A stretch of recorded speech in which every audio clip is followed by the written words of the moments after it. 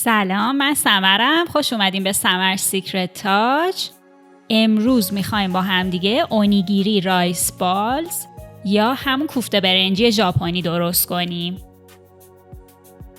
اگه تا الان چنل رو سابسکرایب نکردین لطفاً حتما این کارو بکنین که از من حمایت کنین.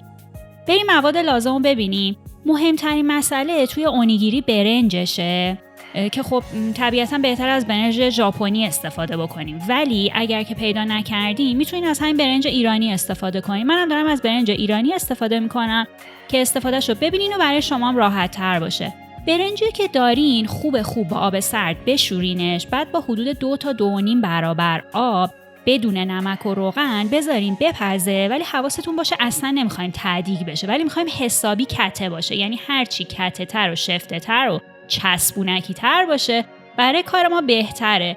ببینین کته من چجوری شده، چقدر حالت کته و شفته داره. راجب دماشم چون که میخوایم با دست اینا رو بپیچیم بهتره بذارین خنک بشه. پس اینم نکته های برنجش. گوشت، من از گوشت راسته گوساله استفاده کردم که ببینین تو چه قطعی کوچولوش کردم. الان کف دستم میذارمش که ببینینش. شما میتونین از فیله گوساله هم استفاده بکنین. کلم بروکلی داریم که اونا رو هم باید خیلی کوچیک خوردشون بکنین. الان باز دارین سایزشون میبینین. پیازی که نگینی خوردش کردین.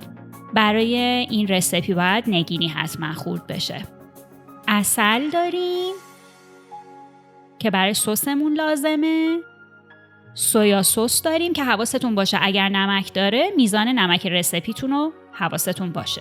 پودر زنجبیل که اگرم دوست دارین میتونین از تازه حدود نصف بند انگشت له کنید استفاده کنید. سیر له شده است که من با سیر خرد کن له کردم، شما میتونین با چاقو هم لهش کنید. فلفل سیاه،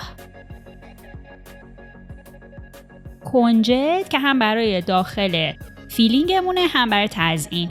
آرد سفید یا همون آرد معمولی میتونین از نشاسته ذرت هم استفاده کنین اگر دارین.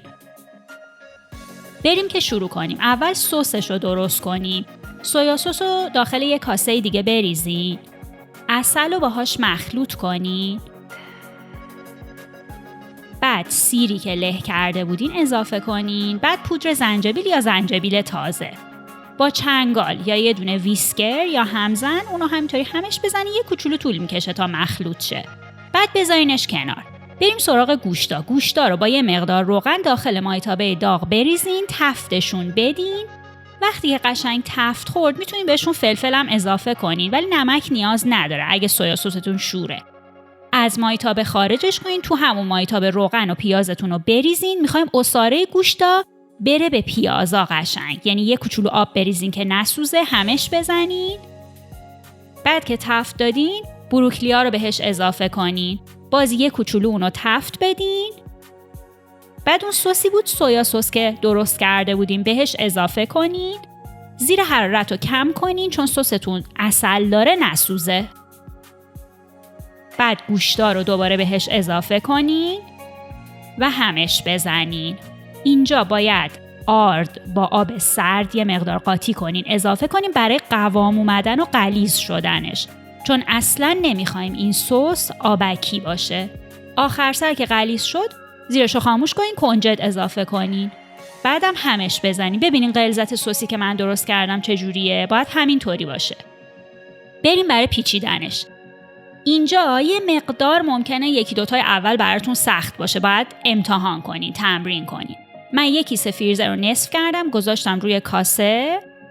یه مقدار از برنجم رو برداشتم. دستتونم میتونین یک کاسه آب کنارتون بذارین، دستتون رو خیس کنین که با برنج راحت تر کار کنین. برنج رو قشنگ به شکل کاسه فشار بدین که یک دست بشه. بعد یه مقدار از مواد فیلینگتون رو با قاشق وردارین بذارین، فقط زیاد نذارین که پیچیدنش سخت میشه. روشو کامل صاف بکنین. باز یه مقدار دیگه از برنج رو داخل دستتون یه مقدار مشتش کنین، پهنش کنین روی فیلینگتون، همه جاشو کامل بپوشونه. بعد اون قسمت‌های اضافه کیسه فریزرتون رو بیارین بالا. اینجوری که دارین میبینین بپیچونینش، میشه یه کوفته برنجی. سعی کنین که با دستتون یه ذره بهش زاویه بدین و یه کوچولو حالت مثلث شکل بشه. ببینین چه خوشگل شد؟ قشنگ حاضر شد.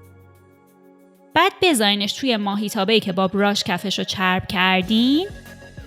من از روغن کنجد استفاده کردم. سعی کنین که همه سایدا یا اطراف این اونیگیریایی رو که درست کردین یه تفتی بدین تا یکم رنگ بگیره و حالت تعدیگی پیدا کنه. وقتی حالت تعدیگی پیدا کنه دیگه وا نمیره. با براش روش سویا سس بزنین که هم خوش رنگش میکنه هم به مزهش کمک میکنه. میبینین سویا سس که میزنین خیلی خوش رنگ تر میشه. به همین راحتی حاضر میشن. میتونین این شکلی تزیینشون کنین و ازشون لذت ببرین. اگه ویدیو رو دوست داشتین لطفاً چنل رو سابسکرایب کنین و ویدیو رو لایک کنین.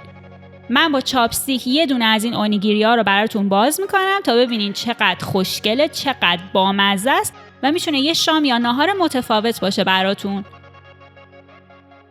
لطفاً به اینستاگرام من برین، من اونجا فالو کنین و پستای رسیپی رو سیو کنین.